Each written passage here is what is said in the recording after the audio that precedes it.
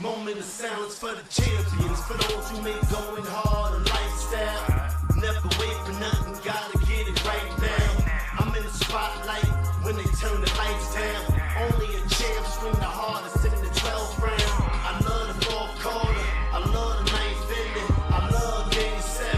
Bring on the competition, cause in my heart can't nobody do it better. Can't slow me down, won't stop me never. I'm so Cassius Clay, I'm Tyson in his prime. You know me, man. I'm Barry Bonds with Mines. What's up, everybody, and welcome back to the Pressure Podcast. This is a Monday night edition, baby. Let's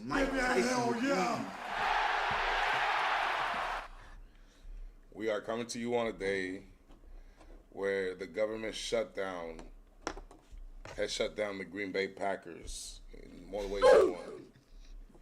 These motherfuckers can't score. They can't move the ball in the air. Now you can say that they have injuries, this and that. They don't have. They lost Romeo Dobbs in the middle of the game. They don't have Matthew Golden, who's a rookie, and they don't have Tucker Kraft, who's gone for the rest of the year. However, they still had many chances to come back. Even a stupid play by Sirianni at the end of the game, and they still couldn't get it done. So that's just them, a bunch of losers. A no good loser like you bum. We put him on the gravity room and in the hyperbolic time chamber, and he did not succeed. So we will talk about that later. Today we will recap what we learned throughout Week 10 and Week 3 of the N3A and the QFL, respectively. We will award the Money Player of the Week and the Bum of the Week award winner. So we got a packed show today. Yes, sir. This is the Pressure Podcast. We are live Monday, Thursdays, and Saturdays at midnight, only at Pressure Podcast Live on YouTube. So please feel free to subscribe, leave a like, and comment. Give us your takes. We want to hear, we want to argue, we want to see what you got to say. Not to mention, we've got also to pay our respects to Lenny Wilkens, who's a legendary basketball coach. When I grew up watching basketball, he was a coach of the Cleveland Cavaliers with Mark Price and them, and then he was a coach for the Atlanta Hawks, I think, for a little bit. So R.I.P. to Coach Wilkins, and yes, sir, and R.I.P. to Brian Dable. He lost his job. We saw that coming. So Be cool, nigga. without further ado, we are coming to you live from our studio in Orlando, Florida. It's your boy King Cole. We are rated M for millennials, motherfucker. That's 6. Like I said, this is Week 10, and we will recap what we learned, starting with none other than the Monday Night Football game that just ended. Congratulations, motherfucker. You and your Philadelphia Eagles won me some money. You guys handled your business. I said that the Vegas spread was very disrespectful. As you see, oh, wait, it's a little bit too low. Hold on, y'all. Hold on. It's just a little bit too low. Wait, wrong one. There we go. As you can see the statistics, ladies and gentlemen, Jordan Love is by far inferior to the Super Bowl champion and Super Bowl MVP that we all know as Jalen Hurts, who we all say and continue to prove he's a top 5 quarterback. I mean, top 4 now. And, I mean, look at Jordan Love. I mean, 68.9, 20 of 36, 177 pathetic yards and a fumble. And he's had a passer rating of 74.5, 63% completions with 0 touchdowns and 2 turnovers, and he's 0-2 in the last 2 games. Meanwhile, Vegas somehow, some way made them favorites. I don't know. What the fuck? What'd you learn from here, bro? Talk your shit. Few things. I learned that the offense is very inconsistent right now. The defense stepped up big time in this game. I learned that Jalen Hurts is who he is. I mean, like as you guys saw, he turned the ball over, but that was like a fluke play. I didn't look at it like he didn't cover it or anything like that. It was a really good play by the defender, him going down. Usually that's like where fumbles are created, mostly when you least expect it, when you're almost going down. So just a little careless, but nothing too careless. And again, he doesn't turn the ball over. He's an efficient player. one of the best quarterbacks in the league. I learned that the Eagles are who they are. They're just a team that can adapt to whatever's going on. And it seemed like they didn't have it going with the offense today, so they used the run game and they won an ugly game. I learned that the Eagles can win ugly. Well, now I didn't learn this. I knew this. That the Eagles can win ugly. They can win pretty. They can win lopsided. However you want it, dog. Well, I learned something different. I learned that Jordan Love might be the worst QB the Packers had in over 25 years. I think this is the worst quarterback that you could have ever asked for as a Green Bay Packer with the defense that you have right now. They have a championship-style defense, but an offense that's very, very chemical. Be cool, nigga.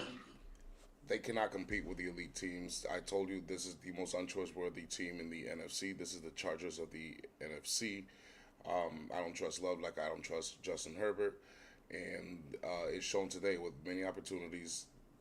He just came up short, and he can't make plays. He had guys out there. Then they trusted him to, like, at the end of the game to get like a 5-yard gain or something just to get the field goal kicker closer. Completely out of bounds. It wasn't even playable.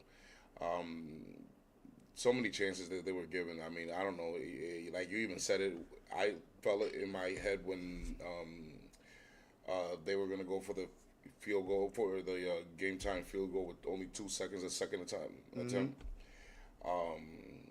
You had said it. I was thinking it, that the Eagles deserve to lose because you're right. How many chances are you going to give these motherfuckers? And still they can't get any closer for a realistic chance. And I think that falls on both Matt LaFleur and on Jordan Love. And right now in the QFL, head coach QB combos is what matters, and that's what's the currency right now. And it's why I bet on the Eagles. So I did not like our game plan offensively. I didn't either. Very conservative, I thought it was. And then to really piss me off, to go for it on 4th and 6 late in the game. That was the thing that was like, okay, so you're being conservative the whole game.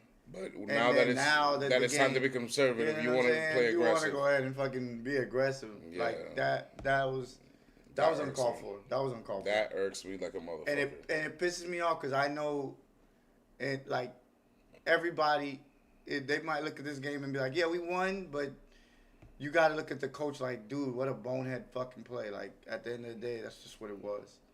So, Sirianni, yeah, you can't do that, man. You can't do that. I know you had no fear of Jordan Love, but that's not the point. The point is, don't get into a habit of doing that shit. Let's get to the rest of the menu here. Let's recap the weekend here. Week 10 of the QFL, which for everybody knows is what I call the NFL, because I don't believe it's football anymore. It's just a quarterback's fucking league.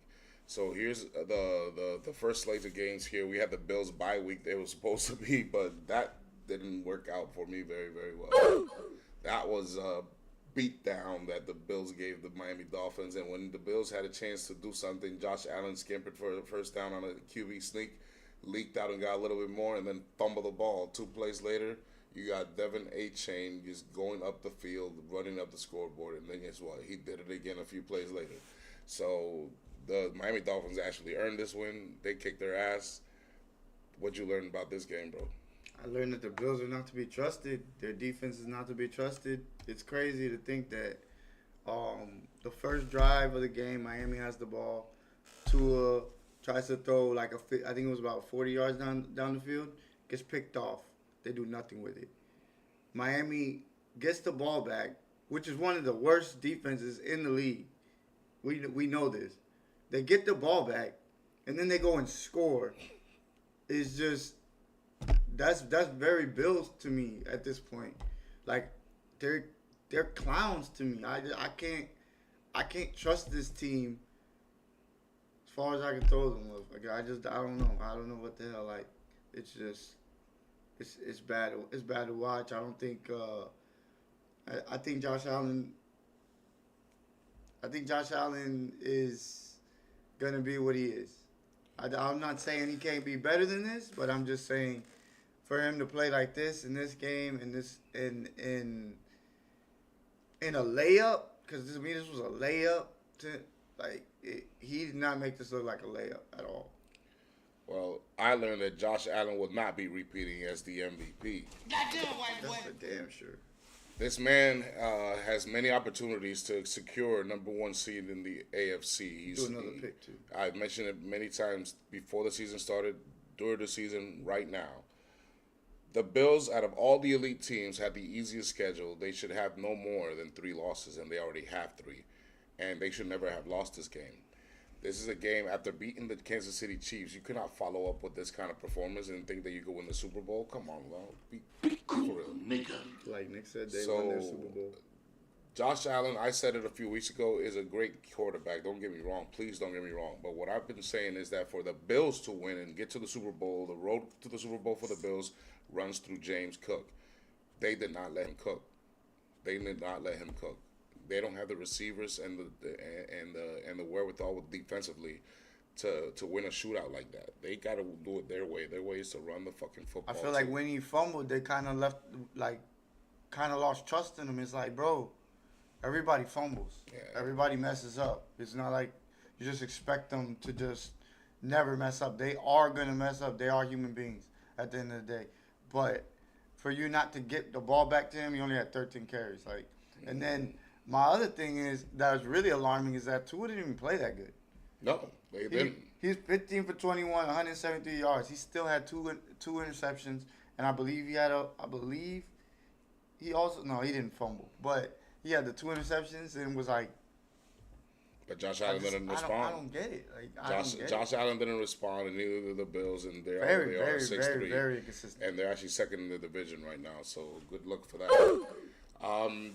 Then we got the ass versus trash game. Apparently, trash is better than ass because Dylan Gabriel, even though he had a pretty good game, I thought the New York Trash beat him, but not really. The New York Trash won because they got 2 consecutive kick returns for or punt returns for consecutive touchdowns. So when they opened the game, New York won the coin toss and decided to defer. So they kicked it off to Cleveland, 3 and out. Cleveland punted it to them, and then they returned it for a touchdown. Then they punted it back to Cleveland, 3 and out. When Cleveland punted it back to them, they returned it for a touchdown. Had it not been for those 2 punt returns, the New York Trash would be sitting here 1-8, and that's the only reason they lost. So the only thing I learned from this game is that New York will not pick number 1 overall. What else did you learn here? I don't know.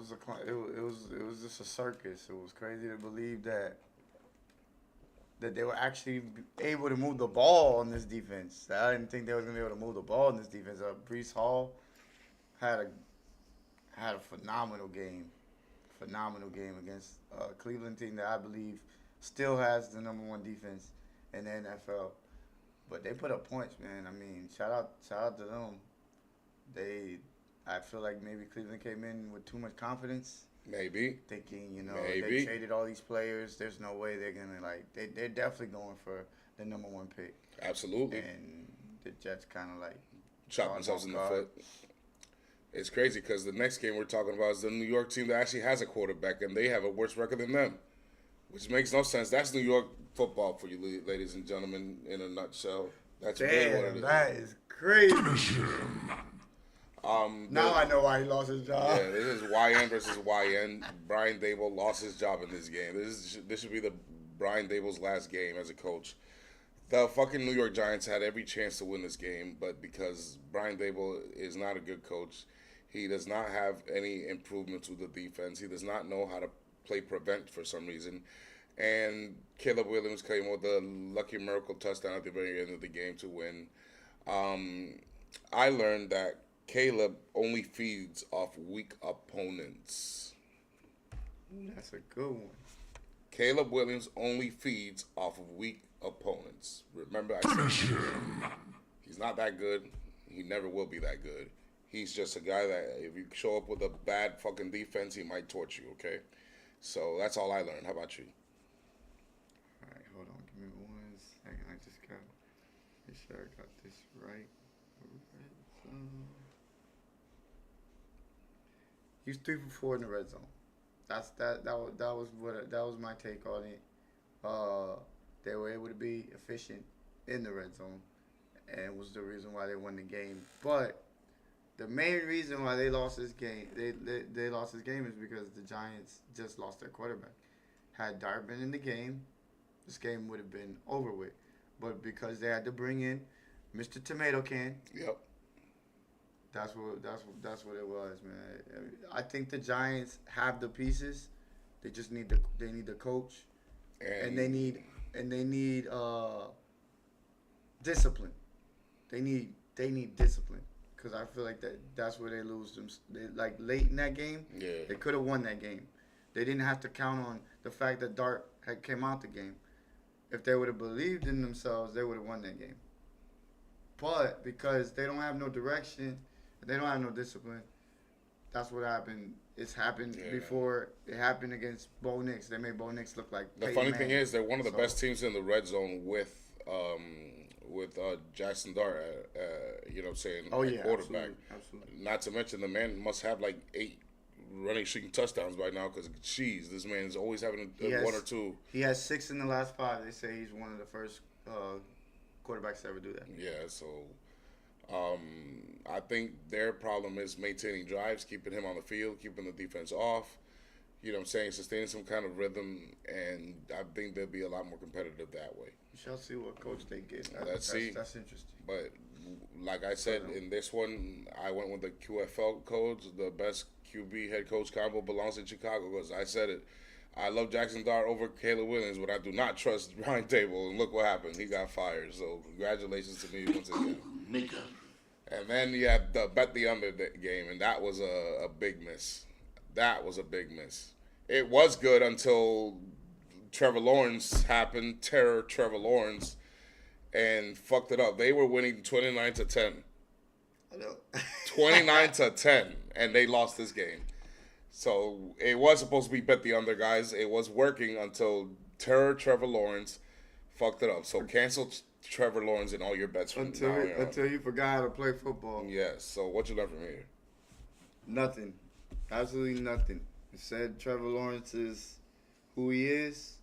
I also mentioned how Davis Mills, I called that too. Mills would outplay Trevor Lawrence. I wouldn't be surprised I said that.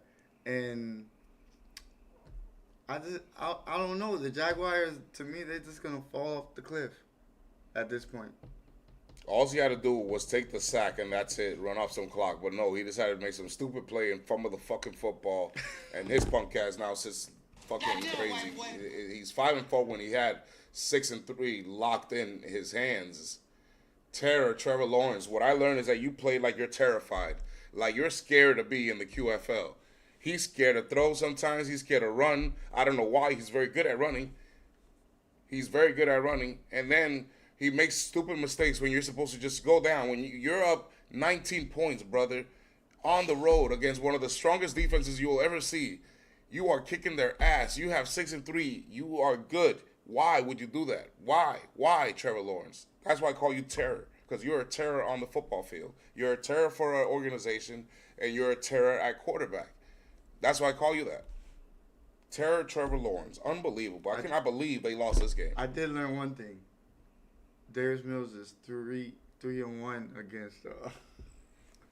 against Trevor Lawrence. Fuck him. Then you got this next game. Here we got Bryce's bye week. It was supposed to be, but Bryce was the worst quarterback in this game again. What I learned is that Bryce is the Ben Simmons of the QFL. Fatality. I said it. This man only throws like 20 times a game, if that. Sometimes he only throws 15. He's a pussy. And he don't This man don't ever do shit. If his defense and his run game don't do nothing without him, he is a pussycat. He is. Is that you, Bryce?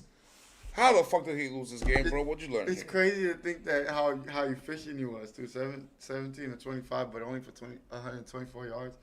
And he still threw another interception. Can you not see?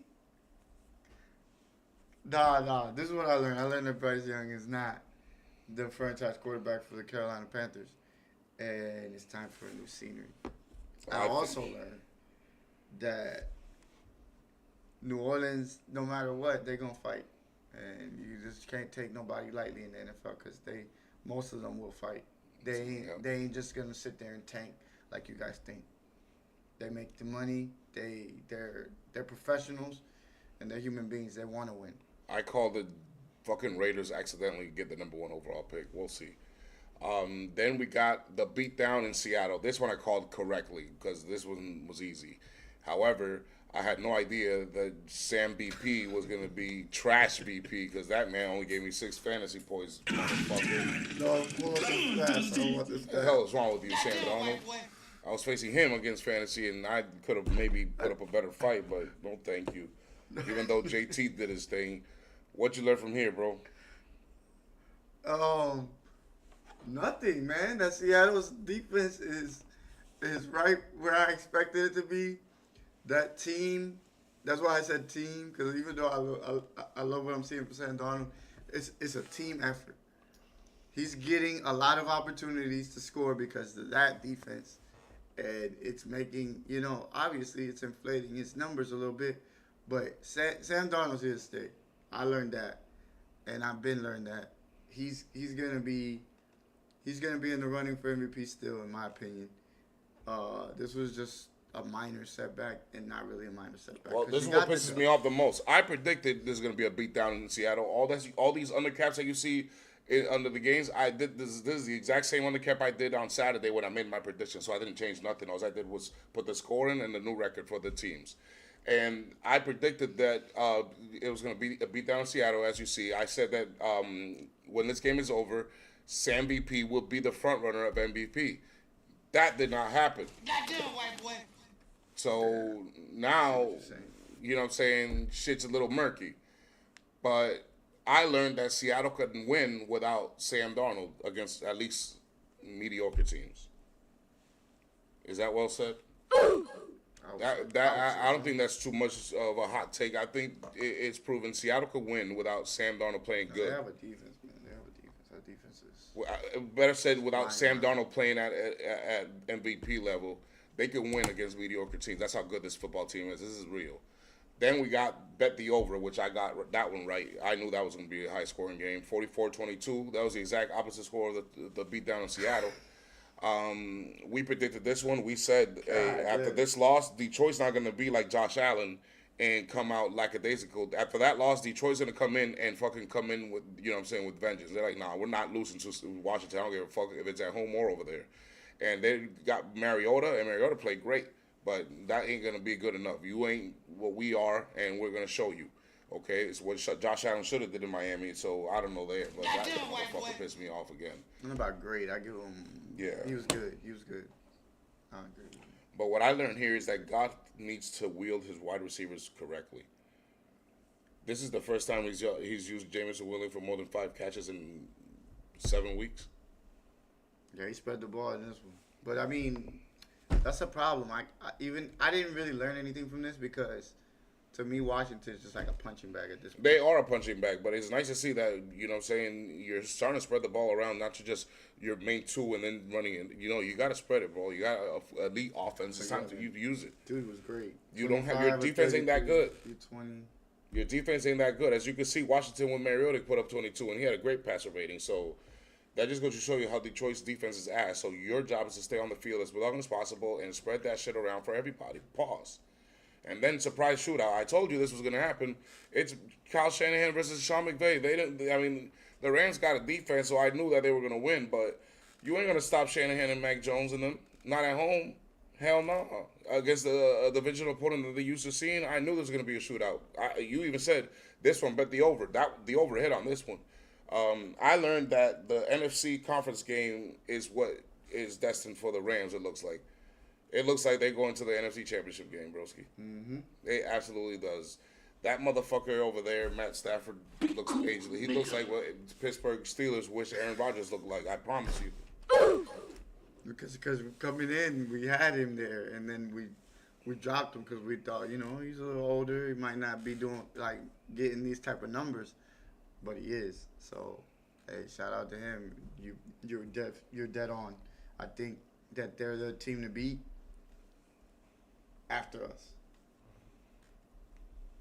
in the NFC. Yeah, I think they have NFC Conference Championship game written all over them. This team is for real. This team is legit. I trust them more than I trust Seattle right now, just because of Matt Stafford. I'm just calling it how I But see it. even though we play bad, they still gotta go through us. They do. So let's get to the Berlin game. So this one was a pretty interesting game.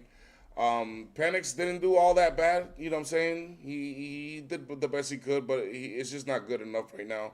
76.0 passer rating, 12 of 28. You wish it was better completion percentage with a touchdown. Jones was all right, too. He had 100.6 passer rating, 250 yards, a touchdown, and an interception. He looks like downstream Conham again. But the Colts running back, JT, had 244 yards for 4 TDs. That motherfucker went on. Fatality. The Colts did not cover. I thought they would cover. They did not cover in this game. What did you learn here? Jonathan Taylor, if he stays on this path, I think he'll win the MVP. That's what I learned. Either that is between him or Matthew Stafford. Those are the only two I can think of right now that I can really sell that they're the MVP. And the reason why I say that is because had he not been in this game, they had no chance in hell winning this game. No. I'm talking about this would have been an ass kicking. Yes. Because I thought the Falcons played well. Penix didn't throw the ball that well, but Bijan came to play. But Jonathan Taylor was like, I'm finna show you who the better running back is and why I've been here so long. And what do you give the QBs in grade and the team grade? I gave Penix a D. The fumble loss to me was bad. Pause. And I just didn't think he didn't cut it. He didn't cut it in this game. And then Jones, probably give him a D too. Pause. I didn't like that bad interception. I think he's taking too many risks. Somebody who's kind of inaccurate still as a passer. And to me, like I said, they just need to feed the ball to Jonathan Taylor. What about team grade? Team grade, I give the Colts a C, and I give the Falcons a C as well. Actually a D. I'm gonna give them a D. Pause. And then when it comes to defense, I'm giving them an F. They could not stop Jonathan Taylor for what the damn. Yeah. And the Colts defense, I give it a D, I guess. Falcons offense, I'll give a B plus. They tried. They did a pretty good job, but they didn't do just enough. And I'll give their defense a flat out F. They just 244 yards on the ground and 4 touchdowns is unacceptable. That's unacceptable. Then Indiana, I will give their offense an A. I wouldn't give them an A plus. I'll give them an A. And defense, I'll give them a C minus. I thought actually fuck that shit. I'll give them both an F. The 25 points allowed is still terrible. Okay. As far as quarterback grade, I'll give Daniel Jones. I'll give him a C plus, and then Penix, he gets an F. That's an F game. I gave him a D to be nice, but I didn't. Yeah, Here we go. Wasn't Another one I got wrong. Here we got Drake May going into Tampa Bay, coming out with the win, 28-23. Tampa Bay did not cover. I said Baker would outplay him, and he did. He did. I said that Drake is going to have to answer every time that he gives the ball back up front or gets the ball back from Baker. And he did. But the problem was it wasn't him who got the job done. It was a rookie running back by the name of Travion Henderson for 147 yards and 2 touchdowns that ended up winning this game for him, which is a good thing because it tells me that I learned one thing and one thing only, that New England has officially become elite. Has become elite. They now have a weapon at running back that they could lean on in case Drake May is not on his A game. And not to mention, they could close out with that running back as they can eat out clock and, that shit, play good defense and whatnot. So, and one thing I forgot to mention about in the Atlanta game is that I learned that Indiana uh, division, AFC South, is theirs to lose now. That's what I learned. The AFC South is Indiana's to lose, and New England is officially elite. That's what I learned here. What about you? I think what I learned here is that Patriots are going to be a major threat in the AFC, whether it be whoever they face. They're able to hang with these teams defensively, offensively. He has a really good kicker as well. The coach is doing an amazing job. He has experience. He's been, you know what I'm saying, he's a Super Bowl champion, so you know he has that pedigree, and he's pushing it along to the Patriots, and they're playing, like you said, at an elite level right now. I can't 7 in a row now. Yeah. Come on, man, like that's amazing. The way they started, I'm sure people were like, "Oh my God, these niggas, they ain't gonna win 5 games." Yeah. Look at them now. So what will you give the grades? I gave Drake a B+. I thought he was phenomenal in the pocket when he had to make some of the most incredible throws I saw this Sunday. And the bad pick is the reason why it goes down to B+. Team grade, I'm gonna give them an A because they hung in with one of the best, with the best in Baker. And defensively, I'll also give them I'll give them a C+. I think Baker cooked a little too much, if you ask me. And then for the Buccaneers, Baker gets an A+. I thought he was phenomenal. You can see there, he turned the ball over, took care of it, gave his team a chance, but the Patriots just show they got a better defense than the Bucs, in my opinion. And that's where I say the Bucs get an F. Is defensively, they gave up 147 yards and 2 touchdowns to a rookie running back who, at this point, he hadn't broken out. This was his breakout game. At home. And at home, exactly. Yeah, I give the Patriots defense, I give them a C. They did what they could, but Baker cooked them, so I give them an A forever because when Baker's like that, there's no defense for it. Offensively, I give the Patriots. He does big. I give them a B+. They didn't get an A effort. They didn't score 30 points. B+ is good for 28. As far as the Buccaneers, I'll give their defense a flat out F as well. I'll give their offense I say a B+. I'll say a B. A B. 23 is not good enough. Not in the QFL. But as far as QB grade, I would give Drake a B, and I would give Baker Mayfield an A. I wouldn't say A+ because he didn't get the win, but that was a good performance by Baker. He's back at the MVP conversation. Here's my game, baby, the one I also know was going to happen. Now, the Vikings scored a late touchdown. It was very lucky. Nice little toe tap by, what's his name, Naylor, whatever his name is, motherfucker. But other than that, they only had 13 points. Lamar didn't have his best day, but that's okay because the defense did. We had 17 of 29 for 176 yards and a touchdown, but we had a lot of gains on the run, and the Baltimore's only allowing 15.3 points per game since week 6 when we played the LA Rams. What did you learn from here?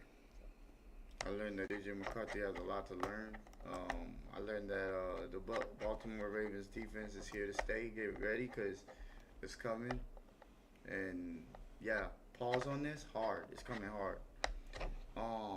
I think what else I learned was that Minnesota's defense is pretty good. So that was partially the reason why Lamar wasn't able to be as successful.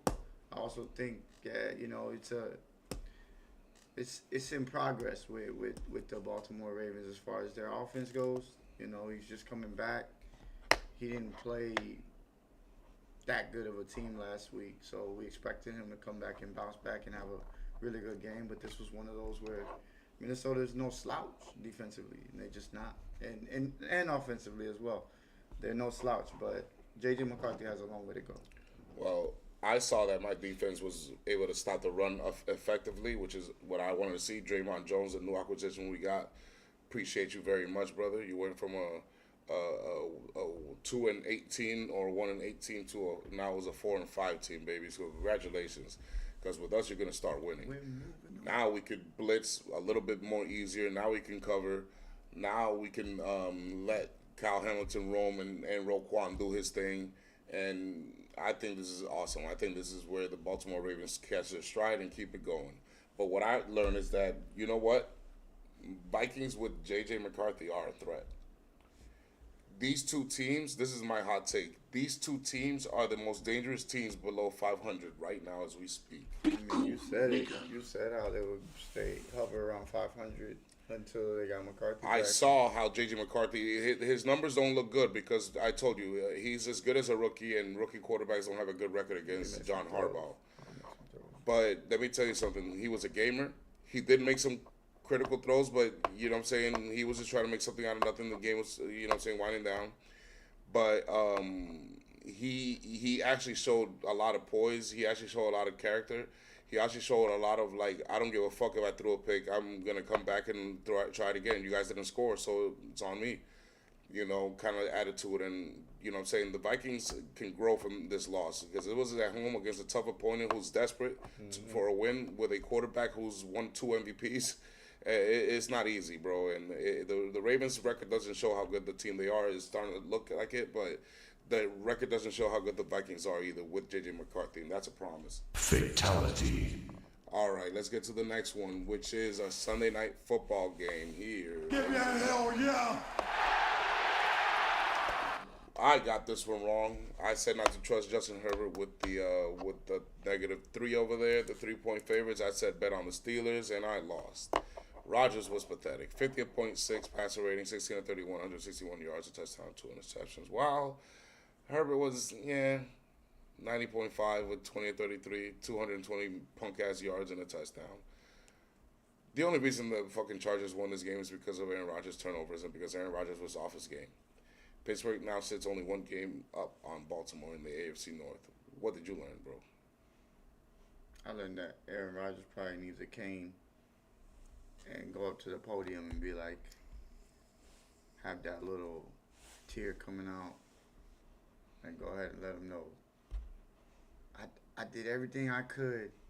I tried as hard as I could. Every game. He was missing do layups. that whole speech and just say, sorry guys. He was missing layups. It's time for me to hang him up. He was missing layups, and that defense was nowhere to be found. I think this is it, because the problem is you face this team and you look this bad against this team.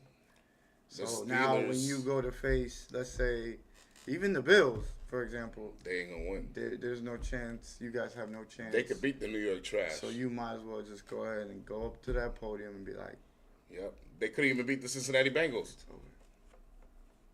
And that trash-ass defense. It's bad, man. What do you think what is going to happen when you see this version of the Baltimore Ravens? I cannot wait, but we don't face till week 13 or 14. We not 4 more weeks till we face the Pittsburgh Steelers. You might be up. By then. So I learned that the Pittsburgh Steelers will not be winning the AFC North. It is clear as day that the Ravens are going to come back and win this division. As was said. But are they wild card team? Maybe. I got to see their schedule. I've got to see their schedule. Let's look it up right now while we're here. I hope you guys have the patience to just bear with us a little bit. I'm just going to look up the Pittsburgh Steelers schedule to see what's remaining in possible wins and losses. Let's see how many mediocre teams are left on their schedule. Oh my goodness! Is that the? Oh no! I thought they faced Detroit. I was about to say, no way. That's another L for sure.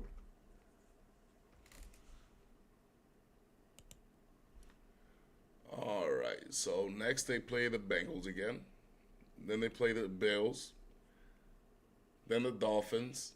Then the Bears, then us, and then the Lions. Wow. Oh, my God. I see 1, 2, 3 for sure losses. 4 losses. And I see one Bengals that already beat them. I see a Bears that can beat them. And the Dolphins that can beat them. And a Dolphins that can beat them. So I could see them being, let me see, 7-7, or 6-8 by the time they finish playing the Lions. And if they're 6-8, their season's over. Anything below 500, you might well just go ahead and. So that's why I'm saying you need to just go on the podium and just let them know, hey, this is it, man. This is the end.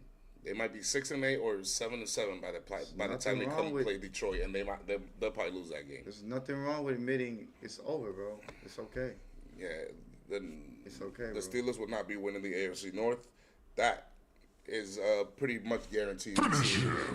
I retired you off my top 10 as well. So Yeah, sorry, so- no hard feelings. So, what's your team grade for this one and QB grade for the Steelers? I'm gonna give their defense a flat out F.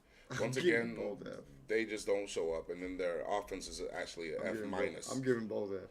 Then for the Chargers, I'll give their defense I'll give them a B, and then their offense I'll also give them a B. I'll give them a B plus because they got the win, but they didn't score. There's 25 points. I'm not gonna give them an A on 25. All right, so I got F all around for the Steelers. It's an F game, and then by the way, if I was to grade our game, I'd say F all around as well, except for Devontae Smith and Josh Jacobs. Those were the only two motherfuckers who showed up offensively. F all around for the Steelers, and I gave Herb a C, because I mean, like 20 and 33, couldn't finish 50% of his passes, so one touchdown wasn't really like that effective. Offensively, I give them a C, and defensively, I give them a A. QB grade, I'm gonna give Aaron Rodgers a F minus, and the herpes guy, I'll give him a C plus because he got the win. But that was a pretty pathetic game right there. Yeah, man. And for the Eagles game, we didn't do this one. Team grade, I will give your Eagles offense F plus, Just an F. but your defense an A plus. And I'll give the Packers defense, I'll give them a B plus because they didn't get the win, but I'll give their offense N/A, non-applicable. Quarterback grade, I'll give Jalen Hurts a B, and I'll give Jordan Love a flat out F. I'll probably go with the same. Jalen Hurts, a B. The fumble, that was bad, so I gotta drop it. And then offensively F, defensively A plus plus plus plus plus plus plus plus. They were amazing defensively. If it wasn't for the defense, we wouldn't have won the game. Jordan Love gets an F, and the offense gets I'm gonna give it a C because I thought Jacobs was effective, and I give the defense an A as well. All right. And then I forgot to do this one. For team grade, I'll give my Ravens defense. I'll give them a B minus because they allowed one more touchdown at the end of the game. Otherwise, it was an A. And then the offense, I'll give them a B plus just because they found eventually they found the rhythm, but it started off slow. And Lamar, I'll give him a B. For McCarthy, I'll give him a C minus. I didn't think he did that as bad as it looks there. Team grade, I'll give the Vikings offense I'll give them a C plus, and then their defense, I'll give them an F. McCarthy got a D from me. No, not an F. I'll see a C minus because it's Lamar. It's not that easy. C minus for their Vikings defense. So D for McCarthy. Offensively, it was pretty bad too. I'll say C, and then defensively I'll give them. Damn, I mean it was mostly because of JJ though, because I feel like the defense was actually pretty good. I'll give it a B. And then for the Ravens, I give Lamar I give him a B. I give him a B. Just because he took care of the ball and didn't turn it over. Offense, I give it a C, and defense, Defense to me gets an A. I thought they were for what they have been. The last few weeks. You know what I'm saying? Before the that, beginning of the weeks, I just got a lot of respect for how they've been playing defensively. Yes. So let's do the YN progress report, shall we? Here we have, whoa, did I get the right one? Why they didn't change? Well, sorry guys, I got the wrong names there, but it's supposed to be Dart, Gabriel. It didn't change. That's and what we Bryce gave Young. Penix and. Yeah. That wasn't a typo. For Jackson Dart, he had a 91.5 passer rating, 65.5 completion percentage, 242 yards and 2 TDs. He got a B+. I thought he had a pretty good game, but he played a more elite opponent. I just didn't think they were going to win that one. And as you see, his coach got fired. So despite all that, I thought he had a pretty good game. So I gave him a B+. Gabriel actually had a pretty good game, but his completion percentage is pathetic, 53.1. 167 yards, two touchdowns. Had it not been for the special teams double gap that you guys had, you probably would have won this game. So I gave him a B. And then Bryce Young, he's a F+ because he actually had a 68% completion percentage. That's yeah, I like to see 68 near 70% completion. Oh my goodness. All right, then JJ McCarthy, 56.5 passer rating, 47.6, which is the lowest completion of the weekend. That's why I gave him and 2 interceptions with a touchdown. I gave him a C because it was a tough defense that he played, a tough team, and I thought he grew a lot from there. I gave Drake May a B+. He won. I didn't like his completion percentage at 51.6, but you know he did good enough to keep the team at bay, and then his running back did the rest. So that's good for him. Penix had a bad game. No, he actually had the worst completion percentage, 42.8, and a touchdown. So I gave him an F+ because he actually made it a game late. He looks like he has a clutch team. That's what we can at least say. He may not be a good quarterback, but it looks like he has a clutch team for now. And Caleb Williams, I gave him a B. I was nice. I was nice because he only had 55.5 completion percentage, but he did his job, and they, turned the ball you know what I'm over. saying, didn't turn the ball over. So I gave him those grades there. All right, so let's get to the money player of the week. Although it wasn't against the sorry Giants. Money player of the week is. Give me a hell yeah! Come on, man. And that's a typo. It's supposed to be 4 actually. Yes. Jonathan Taylor, 32 carries. 244 yards. Who runs the ball that much anymore? Nobody. Nobody. But because he's fucking Jonathan Taylor, and you gotta count on this Down syndrome next to his ass trying to throw the ball, you like, nah, let's just hand it off. Cool, nigga. You'll pass for like 16. Yes. That's about it. That's what we're gonna cap you off, because we got this guy right here. 32 carries, 244 yards, and 4 tutties. My money player of the week is actually a little different. I got the NBA's version. Finish him. I've got to give it to Luka Doncic because Luka Doncic, this is all the games he's played this season. Yeah, bro. This is incredible. I was looking at that and I was like, This motherfucker it has to be Luka. the money player of the week as far as basketball is concerned. So I knew you were going to do football, so I did basketball. That's the that's money great. player of the week. That's a great one. Congratulations, man, because you deserve that. Fatality. I mean, if you look at his statistics, just look at every single one of those stats. What the fuck? That is crazy. That is just fantasy gold right there. That is bet triple doubles, bet rebounds on this man, bet assist on this man, bet that he's going to score 25 points at least every single game. Sometimes there's only one game there he didn't score 25. But don't worry about it. Just keep doing it and doing it and doing it. You're going to win more often. I'm mad I took Giannis. I know. So let's get to the Bum of the Week award winner, shall we? It is none other than No good loser like you bum.